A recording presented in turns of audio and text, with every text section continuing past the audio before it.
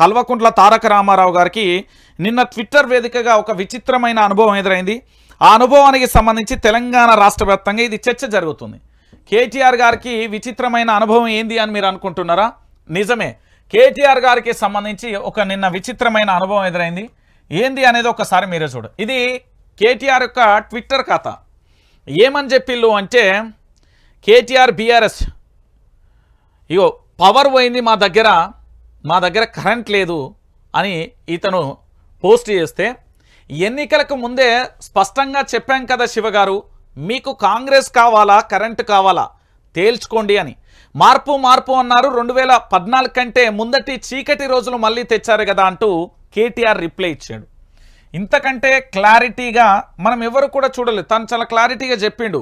ఏమని అంటే, అనుముల రేవంత్ రెడ్డి ఏంది అంటే గవర్నమెంట్కి కూడా ట్యాగ్ చేసి పెట్టిండు, అటు కేటీఆర్ కూడా చెప్పిండు. పెడితే ఏంది అంటే, మీకు ముందే చెప్పింది బీఆర్ఎస్ పార్టీ, చాలా స్పష్టంగా చెప్పింది. ఏమని అంటే, కరెంటు కావాలా కాంగ్రెస్ పాలన కావాలా, పాత రోజులు కావాలా గుర్తు తెచ్చుకోండి అంటూ కూడా చెప్పిన పరిస్థితి కనబడుతుంది. దీంతో ఆ సదరు వ్యక్తి దాన్ని పోస్ట్ చేయడంతో ప్రస్తుతం ఇది వైరల్గా మారింది. అంటే తెలంగాణలో కరెంటు పోతలేదు అని చెప్పిన మంత్రులందరికీ ఇది ఒక చెంపపెట్టు అని చెప్పడానికి మరొక ప్రధానమైన అంశానికి కూడా దీన్ని తెర మీదకి తీసుకురావడంలో ఎలాంటి డౌట్ లేదు.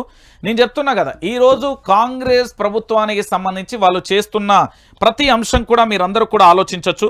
ఎందుకు నేను ఈ మాట చెప్తున్నానంటే, యావత్తు తెలంగాణ రాష్ట్ర వ్యాప్తంగా కూడా జరుగుతున్న అంశం. ఈరోజు నిజంగా కూడా ఎంత ఘోరం అంటే, తెలంగాణ బిడ్డలారా ఆలోచించండి.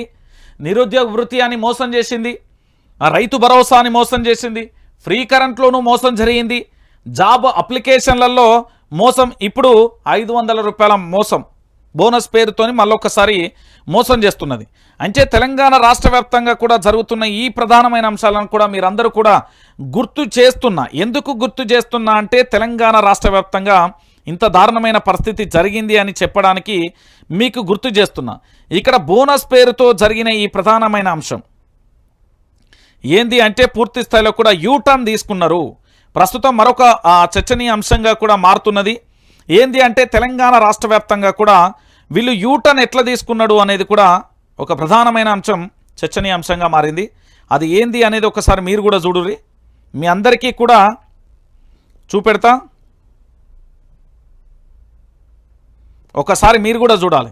బీఆర్ఎస్ గవర్నమెంట్ మీద అందరూ మాట్లాడిన వాళ్ళందరికీ ఇప్పుడు ఇదొకటి మీకు యూటర్న్ ఏ విధంగా తీసుకున్నది అనేది ఒకసారి మీరు చూడుర్రి. ఏంది అంటే, ఒకసారి తెలంగాణ ప్రాంత బిడ్డలు అందరూ కూడా ఆలోచించాల్సిన విషయం. కాంగ్రెస్ గవర్నమెంట్ యూటర్న్ ఎట్లా తీసుకున్నది అనేది ప్రస్తుతం చూడొచ్చు. యూటర్న్ ఇది ఇంగ్లీష్లో యూటర్న్ చేసుకున్నది. ఎట్లా యూటర్న్ చేసుకున్నది అనేది కూడా, వడ్లకు 500 రూపాయల బోనస్ అని యూటర్న్ తీసుకున్నది, రైతులకు 15,000 రూపాయలు అంటూ బోనస్ తీసుకున్నది రైతు భరోసా కింద. దాంతోపాటు యువతకు నిరుద్యోగ భృతి 4,000 అంటూ యూటర్న్ తీసుకున్నది. దాంతోపాటు పోటీ పరీక్షలకు అప్లికేషన్ ఫ్రీ అంటూ యూటర్న్ తీసుకున్నది. సీఎం రేవంత్ ప్రజా దర్బారా అంటూ యూటర్న్ తీసుకున్నది. మొత్తానికి యూటర్న్ అంటే ఏంటి? యు అంటే ఉత్తమ్, టీ అంటే తుమ్మల, యు అంటే ఎవరు బట్టి విక్రమార్క గారు, దాంతోపాటు ఆర్ అంటే రేవంతం, పొన్నం, ఎన్ అంటే పొన్నం. మీకు అర్థమైందా? ఉత్తమ్, తుమ్మల, దాంతోపాటుగా బట్టి, రేవంత్, పొన్నం, మొత్తానికి వీళ్ళందరూ కూడా యూటర్న్ తీసుకున్నారు. కాంగ్రెస్ పార్టీకి సంబంధించి యూటర్న్ తీసుకున్నారు. వీళ్ళ వల్ల ఇక మాకు చేత కావట్లేదు, మేము ప్రభుత్వానికి సంబంధించి మేము యూటర్న్ తీసుకున్నామని చెప్పడానికి ఇదొక ప్రధానమైన అంశం కూడా చూడొచ్చు. ఇక చూడు, వడ్లకు 500 రూపాయల బోనస్ అని చెప్పింది కాంగ్రెస్ పార్టీ. ఈరోజు ఇస్తున్నదా? లేదు. కేవలం సన్నవడ్ల పేరు చెప్పి మాత్రమే మోసం చేసింది. నెంబర్ 2, రైతులకు 15,000 రూపాయల రైతు భరోసా ఇస్తా అని చెప్పింది.